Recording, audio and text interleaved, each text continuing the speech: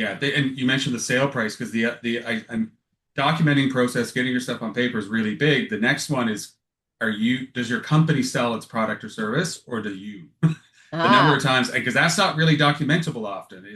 It's like if the owners stop talking to people today, a month from now, are you still getting new business?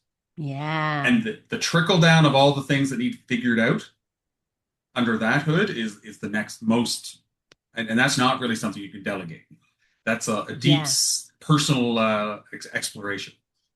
I think that's kind of a rainmaker syndrome, right? Where the rainmaker is the owner oftentimes, Yeah. and because of their connection, their notoriety, their name on the door, big mistake, their name on the door that people want and need that person there, that becomes really challenging. Like even like you said in the early part, if you want to take a day off, or God forbid you want to take a real vacation that was a couple of weeks, where without the emails and cell phones, I mean, you can't do that if you're the company. Yeah. And some companies have it harder than others, but if you are needed there for work to get done or work to get sold, even if you love it, it's such a huge risk.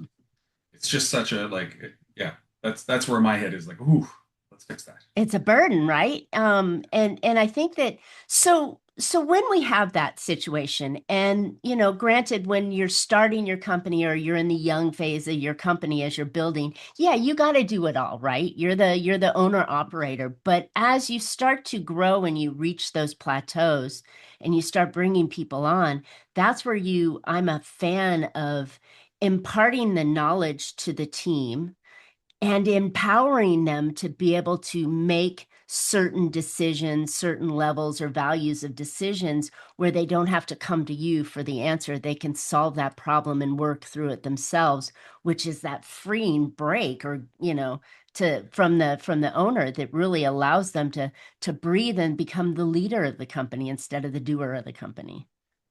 One of the conversations we have with a lot of people, especially founders, is like eyes wide open, go into and make choice.